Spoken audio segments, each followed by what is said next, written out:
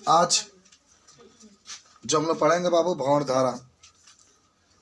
सबसे पहले देखो आखिर ये होता क्या है और इसका यूज कहाँ होता है। तो सुनो, जब भी आपसे कोई पूछे भंवर धारा के बारे में तो आज के बाद से कभी नहीं बोलेंगे। देखो ये होता है कि इसमें एक चुंबकीय, पहले समझो इसमें क्या हम लोग लिए, ये मान लो चुंबकीय क्षेत्र है, ये चुंबकीय क्षेत्र है, देख लो ध्यान से, ये चुंबकीय क्षेत्र है। चुंबकीय क्षेत्र का मतलब ये है कि इसके अंदर चुंबक का गुण है। आज भंवर धारा की बात हम लोग कर रहे हैं। इसके अंदर चुंबक का गुण है, इसके अंदर किसका गुण है? चुंबक का गुण है। इसके अंदर आपने कोई धातु ले लिया, कोई भी धातु का टुकड़ा ले लीजिए, ये धातु का कोई टुकड़ा ले, मान लो कॉपर का टुकड़ा है, कोई ना कोई धातु है, धातु का आपने टुकड़ा ले लिया। चलो धातु का आपने टुकड़ा ले लिया। अब इस धातु के टुकड़ा का आपने गति कराया, आगे खिसकाया फिर पीछे खिसकाया, माने इसका गति कराया। जो धातु का टुकड़ा देख रहे हैं इसका आपने गति कराया। तो गति जब कराओगे, देखो जब बाहर निकालोगे तब भी चुंबकीय बल रेखाओं की संख्या में परिवर्तन होगा। अगर धातु के टुकड़ा को गति नहीं कराते हैं, जैसा है वैसे ही रखते हैं, तो समझिए कि इसके चुंबकीय बल रेखाओं की संख्या में कोई परिवर्तन नहीं है। लेकिन जब गति कराते हैं, जब आगे खिसकाते हैं फिर पीछे खिसकाते हैं, आगे और पीछे जब गति कराते हैं तो चुंबकीय बल रेखाओं की संख्या में परिवर्तन हो जाता है। और जब चुंबकीय बल रेखाओं की संख्या में परिवर्तन होता है तो इसमें एक धारा उत्पन्न हो जाती है।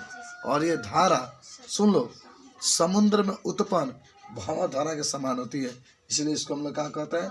भंवर धारा कहते हैं। और इसका खोज किसने किया था? फोको नामक वैज्ञानिक ने किया था। किस सन में? 1875 ईस्वी में इसका खोज किया गया था। देख लो, समझे बात को? नहीं समझे? मानो कोई, देखो जब भी नो कोई भी धारा उत्पन्न तभी होगी जब आज खासतौर से जब चुंबक की बात पढ़ रहे हैं आप, तो धारा तभी उत्पन्न होगी जब उसके अंदर हम लोग चुंबकीय बल रेखाओं की संख्या में क्या करेंगे? परिवर्तन करेंगे। चुंबकीय बल रेखाओं की संख्या में आप क्या करेंगे? परिवर्तन करेंगे। तो क्या हुआ कि फोको नामक वैज्ञानिक ने इसका सर्वप्रथम 1875 ईस्वी में इसका खोज किया था। उसने एक चुंबकीय क्षेत्र लिया था, देखो चुंबकीय क्षेत्र है, और उसने एक धातु का क्या लिया? टुकड़ा लिया, और इस धातु के टुकड़ा को उसने गति कराया।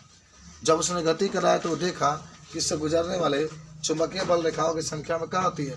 परिवर्तन हो जाता है। इसी को हम लोग क्या कहते हैं? कौन धारा कहते हैं? भंवर धारा कहते हैं। हालांकि समुद्र उत्पन्न जो धाराएं होती है उसके समान ही होती है। ठीक है, अब इसका उपयोग देख लो। कोई आपसे पूछे भंवर धारा का उपयोग, भंवर धारा का उपयोग पहला है कि ट्रेन के चक्कों को रोकने के लिए इसका प्रयोग करते हैं। दूसरा आप कह सकते हैं कि विद्युत प्रेरण भट्ठी में भी इसका प्रयोग करते हैं। भट्ठी में भी इसका क्या करते हैं? प्रयोग करते हैं। ये रहा आपका आज का भंवर धारा। जब भी अगर भंवर धारा की बात करेगा तो आप इसके बारे में बताने का पूरा प्रयास करेंगे कि जब चुंबकीय क्षेत्र से गुजरने वाले चुंबकीय बल रेखाओं की संख्या में परिवर्तन किया जाता है तो उसमें एक प्रकार की धारा उत्पन्न हो जाती है, और इसी धारा को हम लोग क्या कहते हैं? भंवर धारा कहते हैं। बात समझ रहे हैं? इसी को हम लोग क्या कहते हैं?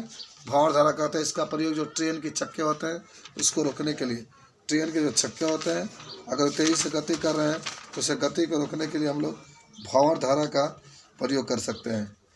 समझ रहे बात को? दोलन रुद्र धारामापी में भी करते हैं, प्रेरण भट्ठी में भी हम लोग इसका प्रयोग करते हैं। किसका? भंवर धारा का प्रयोग करते हैं। भंवर धारा से हानियाँ भी होती है, भंवर धारा से हानियाँ भी होती है। आप कोई अगर पूछे कि जो भंवर धारा है उससे क्या क्या हानियाँ होती है तब क्या क्या बताएंगे। ठीक है ना?